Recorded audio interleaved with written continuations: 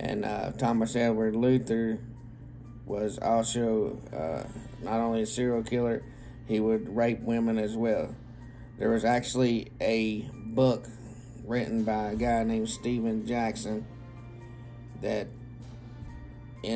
tells his killing sprees and his life and all that, where Thomas Luther was eventually, sentenced to prison in Colorado.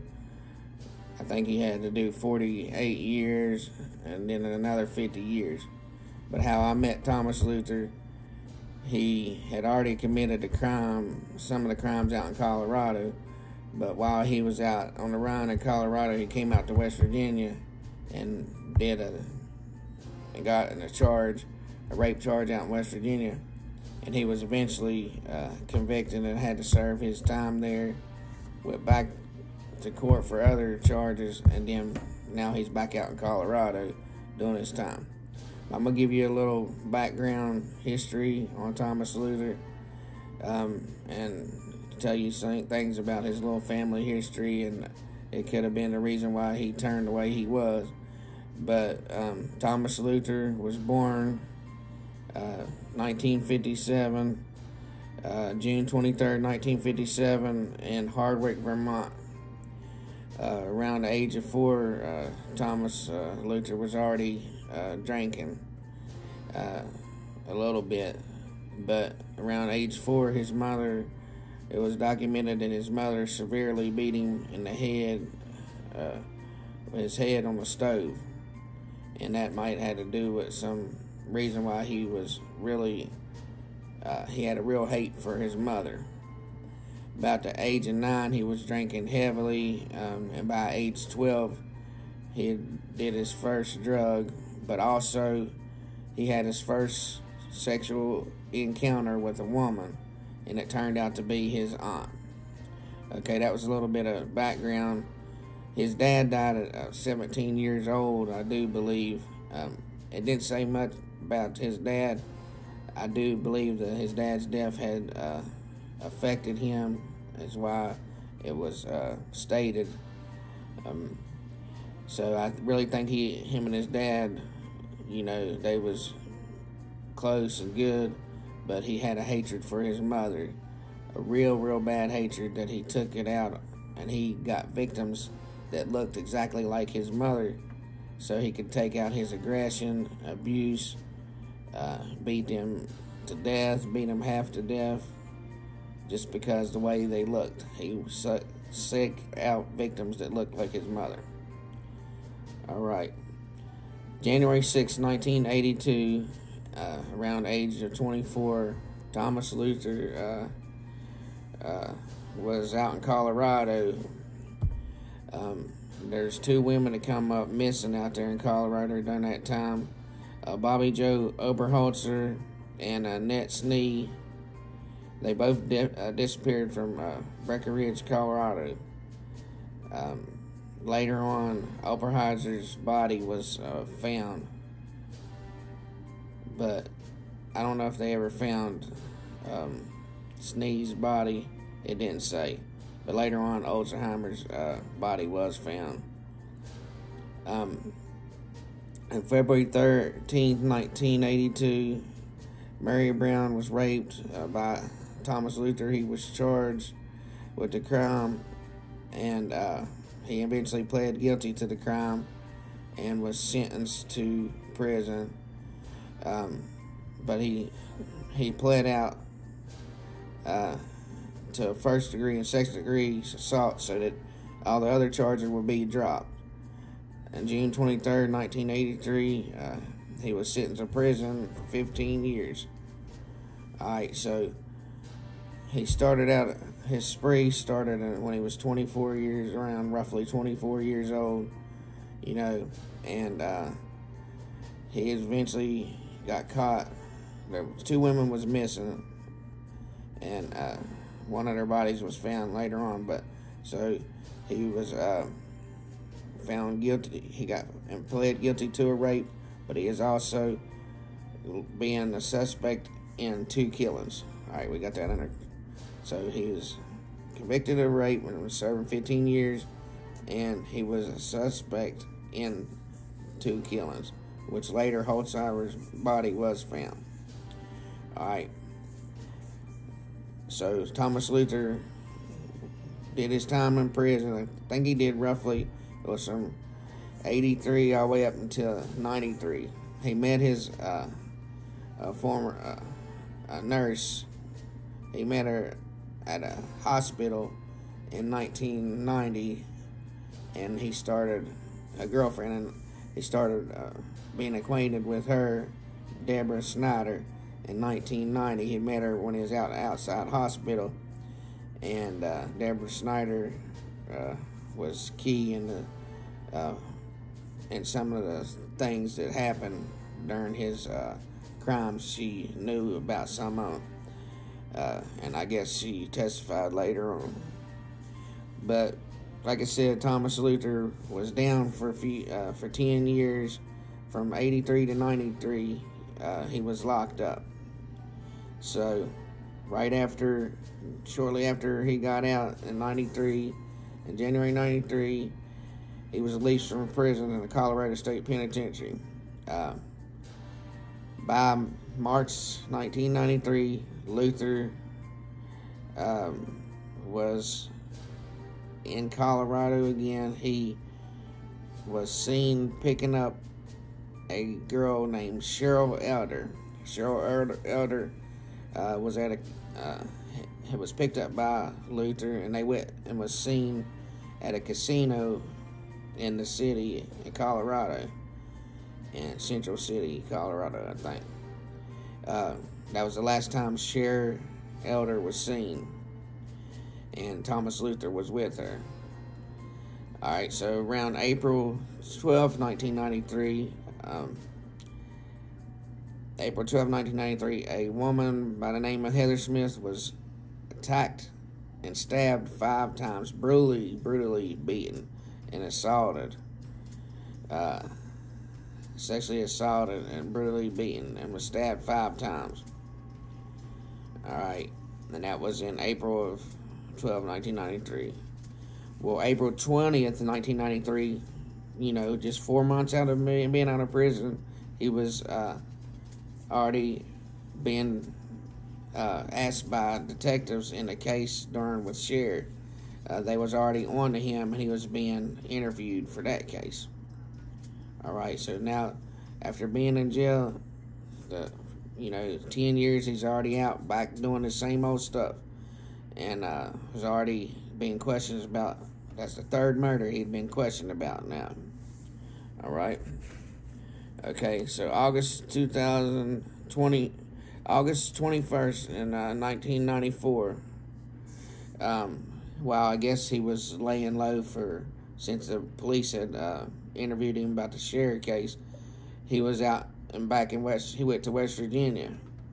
While in West Virginia, a woman by the name of Bobby Joe Jones was beaten severely and raped by Luther, but he let her go. I think he broke her jaw, sexually assaulted her, about killed her, but he let her go. Alright, so in January 1st, 1995, Luther was sentenced to 17 years for that crime on Bobby Joe Jones. Bobby Joe Jones, like I said, was beaten severely by Luther. And like I said, these crimes that Luther was accused of, and some of them he was convicted of, it was brutal.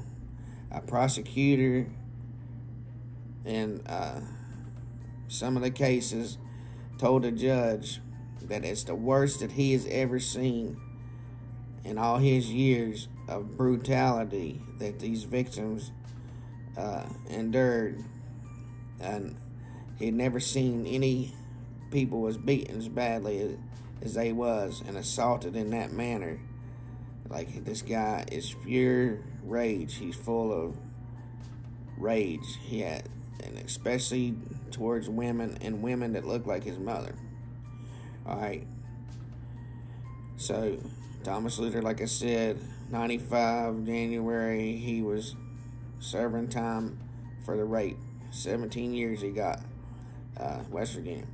All right, so January 23rd of 96 now, Colorado, he shipped back to Colorado to go on trial for the Elder murders. I guess they found evidence linking him to the crimes, and they sent him to trial. All right, in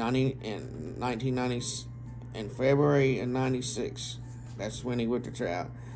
In 1996, in February, he was found guilty of second-degree murder.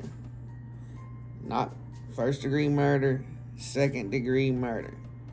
Because the judge wouldn't allow the evidence.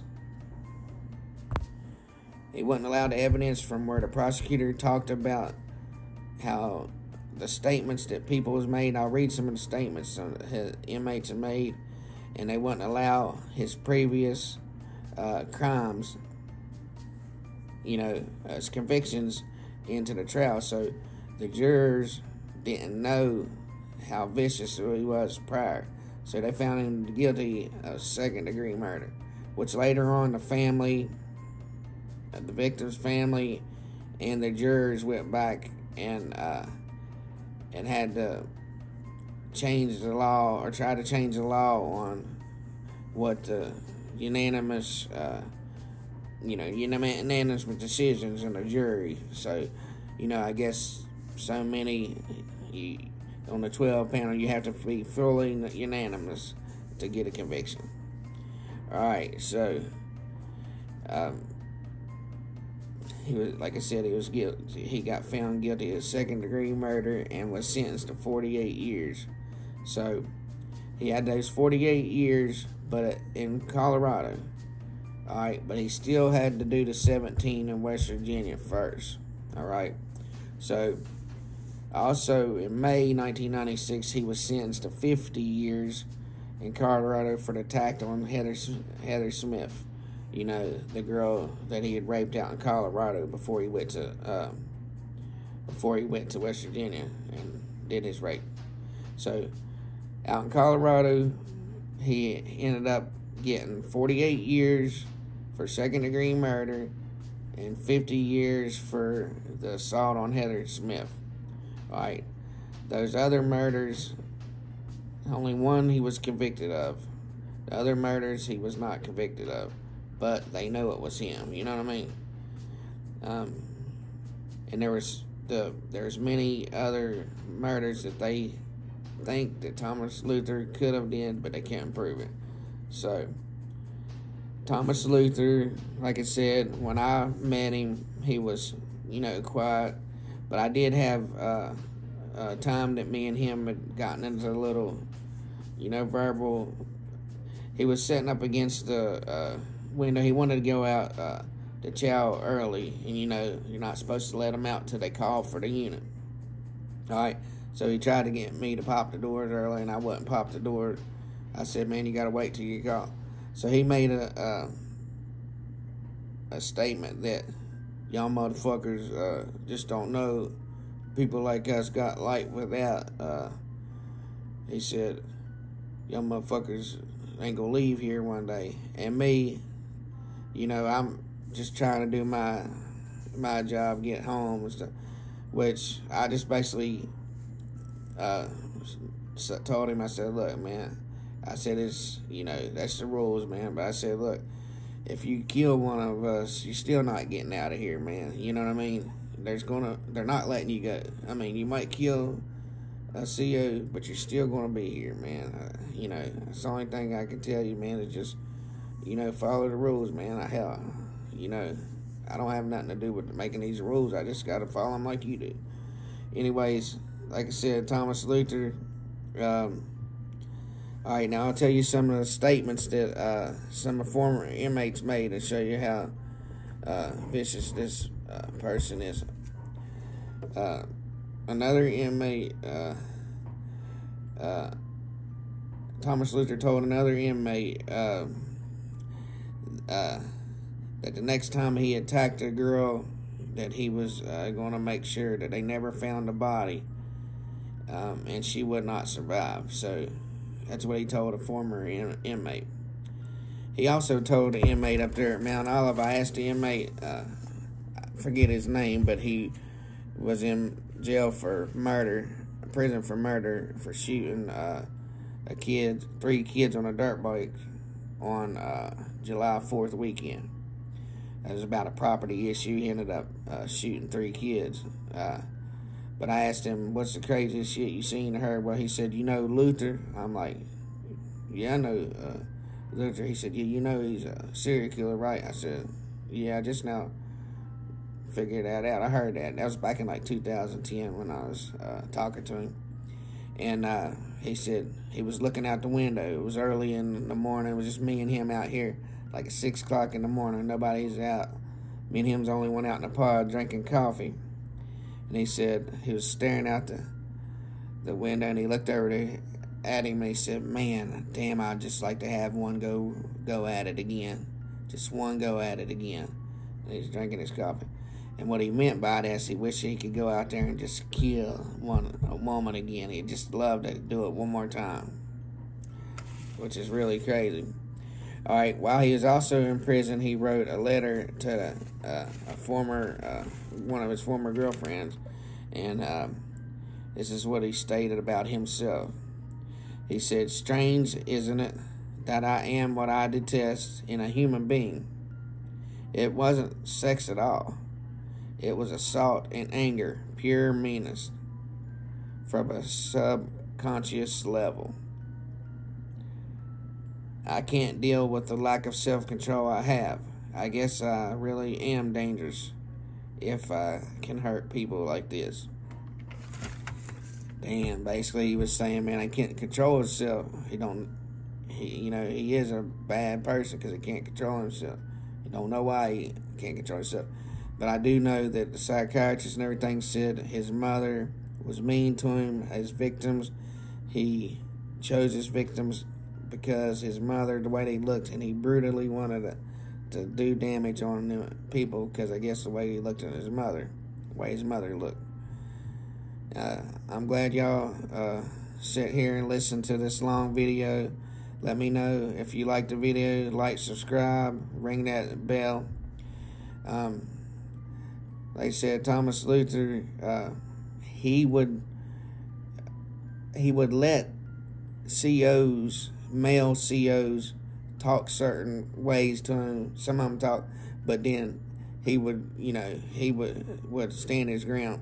But if a female said anything out of the way to him, he would go belligerent, red face. He could not stand a woman telling him what to do. Like, he would get red face.